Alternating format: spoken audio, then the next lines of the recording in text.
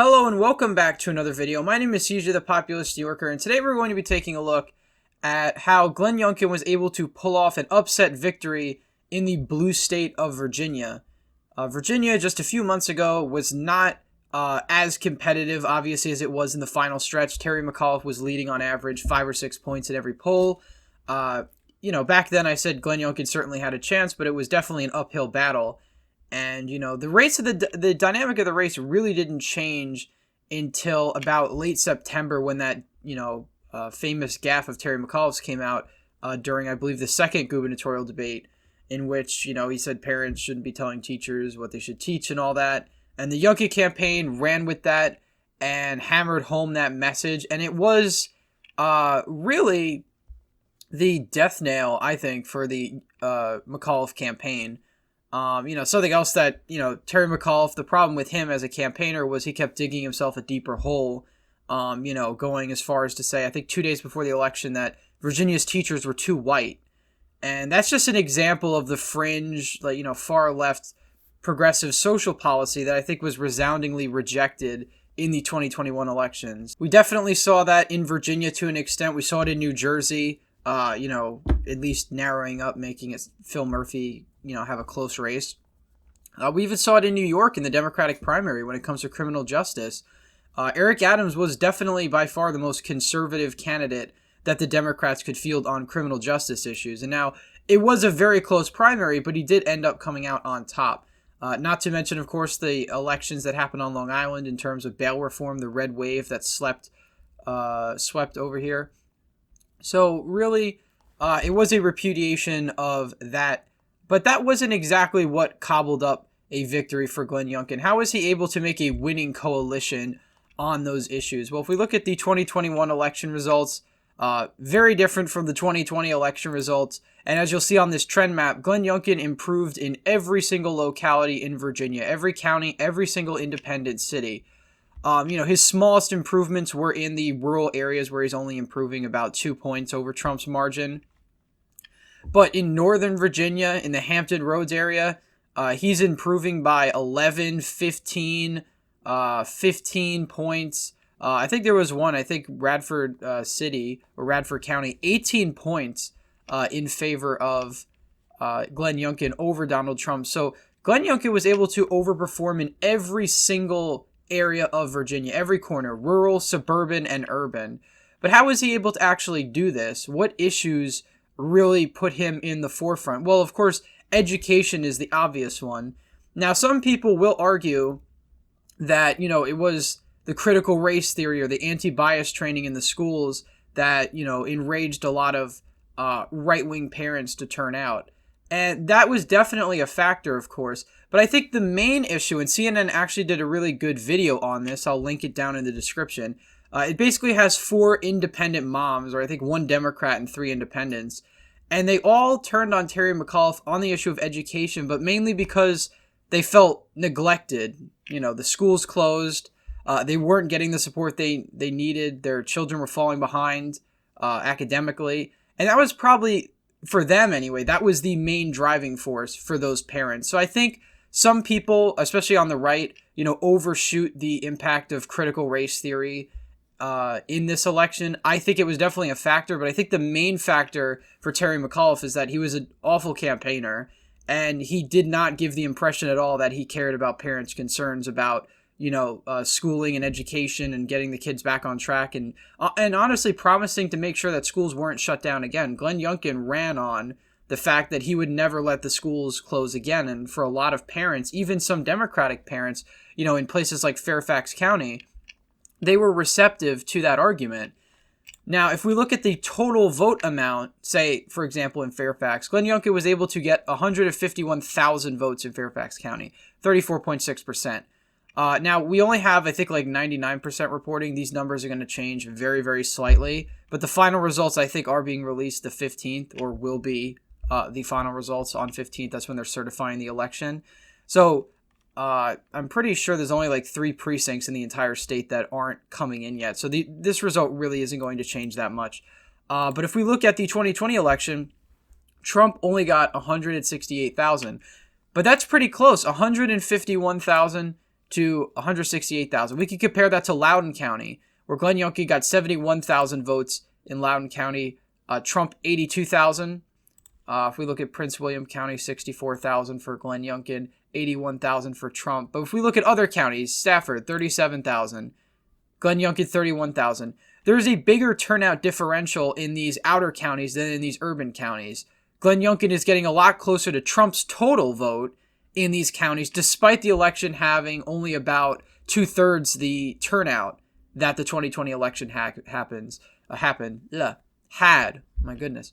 So basically that indicates that Glenn Youngkin was able to cobble up independents and Democrats in Nova to pull off his victory. Now, how was he able to do that, though? If we look at the exit polls for the 2021 election, we could take a look by region. The D.C. suburbs, McAuliffe wins 64-36. Central Virginia, 59-40 for Glenn Youngkin. 54-46 in Hampton Roads for McAuliffe, so, fairly close. 50-50 in Richmond South Side, so I'm guessing that's, Richmond and this area here.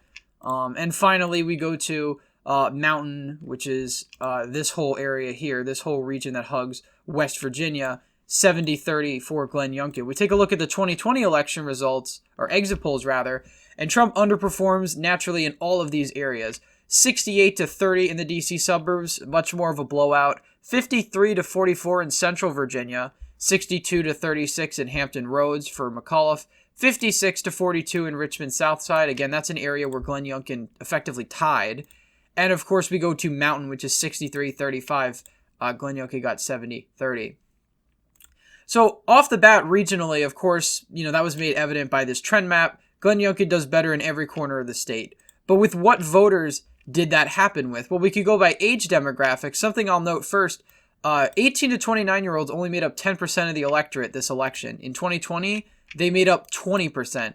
So the 18 to 29-year-old was cut in half in terms of representation in the electorate, which probably indicates that not a lot of them were excited to vote in this election. Not a lot of them were motivated to turn out.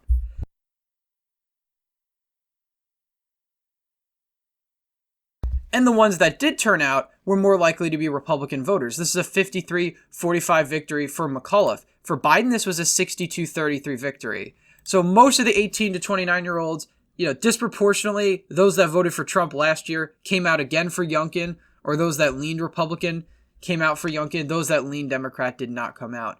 And there was actually an interesting number that came out of this entire election. I believe it was only 66% of Biden voters in 2020 went to back McAuliffe. So 66% of voters. Again, Democrats gave Joe Biden 54.1% of the vote in Virginia last year. So only 66% of Biden voters came out for McAuliffe. 82 or something percent of Trump voters came out for McAuliffe.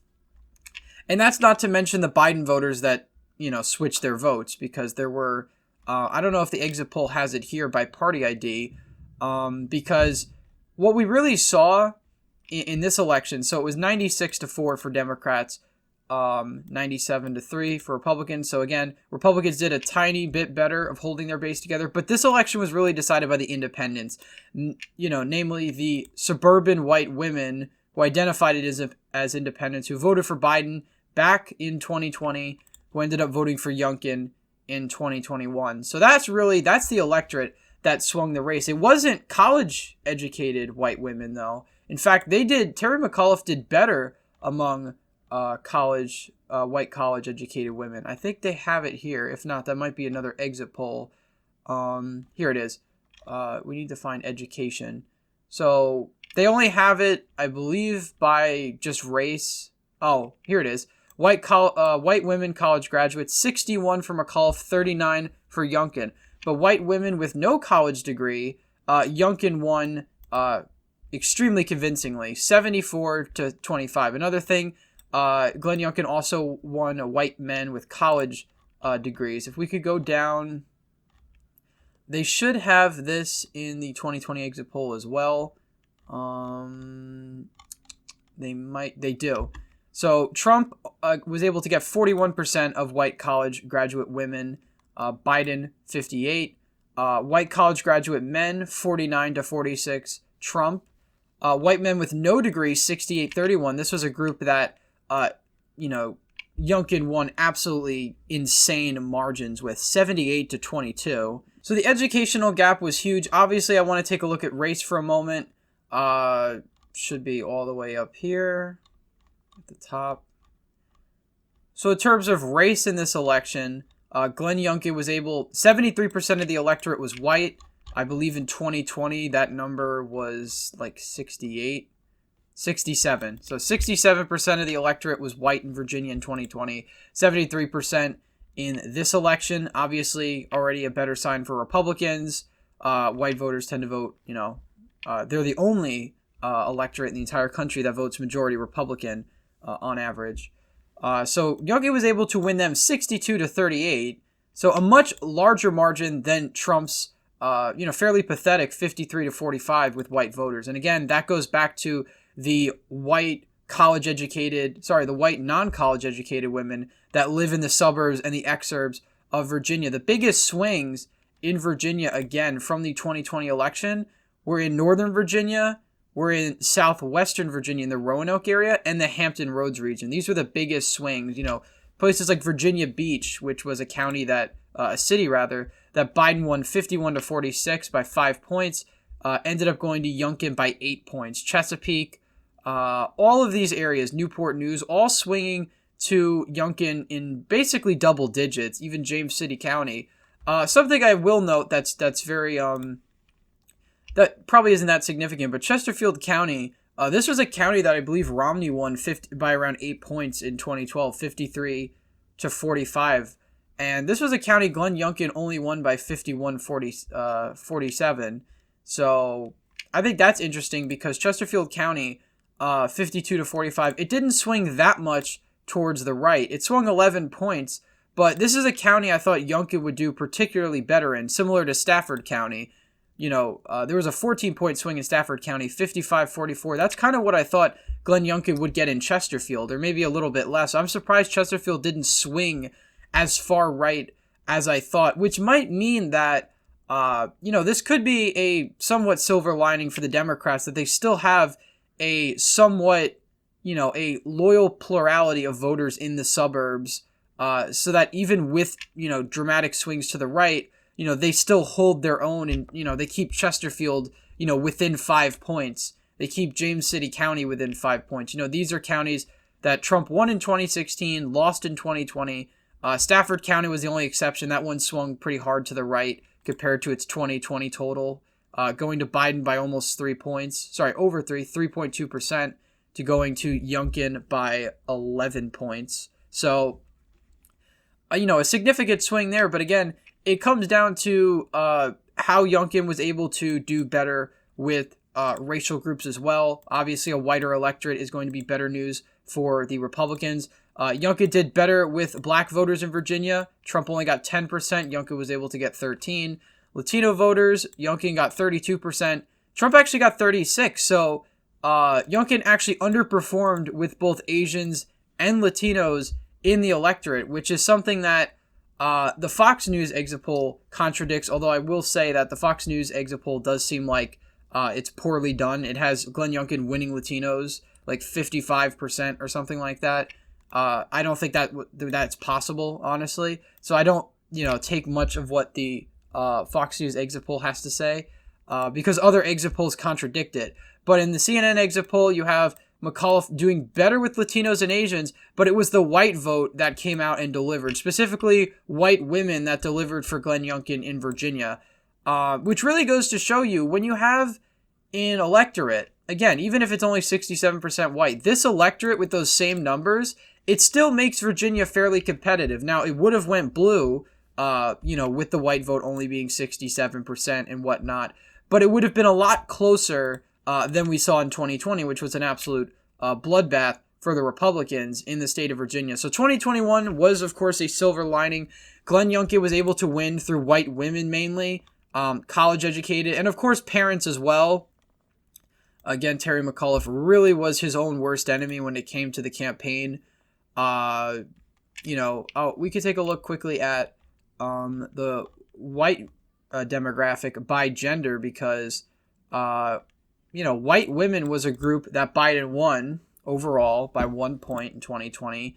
Glenn Youngkin won that same group by around 15, 16 points. So, a huge switch.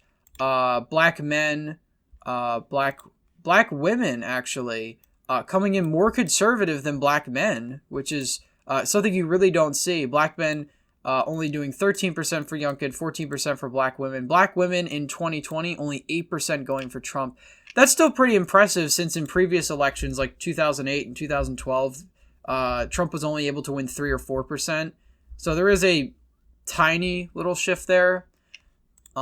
Hispanic women, 32% for Trump, only 23% for Glenn Youngkin. So honestly, fairly disappointing numbers for Glenn Youngkin with the Hispanic and Asian demographic, better numbers with black voters and white voters overall. And that's really what won him this race. It was basically white women in the suburbs that didn't like Trump's rhetoric, didn't like his tone. And, they live in Virginia Beach, Chesapeake, Chesterfield County, Stafford County, all these counties that ended up flipping. Obviously, Trump did even better in rural, Youngkin did even better than Trump did in rural areas, which really goes to show you that Youngkin's strategy, the Youngkin strategy as some are calling it, is super effective, I think, in blue states because you give the base enough red meat in the traditionally hardcore conservative areas of a state like southwestern Virginia, like Western Virginia, which gets the base to come out in huge numbers. These are much bigger turnout numbers than what we saw in 2017 when Ed Gillespie lost by 9 points. But Ed Gillespie still did abysmal in the suburbs. Ed Gillespie only got 32% in Fairfax, I think 38% in Prince William, and only 39% in Loudoun County. So it wasn't just all across the board. Youngkin was able to do better than Gillespie and Trump in Virginia. And I think it's good news for the GOP going forward, at least on a state level. They're likely to take back the state Senate. Granted, if Biden is still unpopular at that time, Virginia could see a full Republican trifecta. Again, I think the dynamic now is that the Republicans control the House of Delegates 52-48.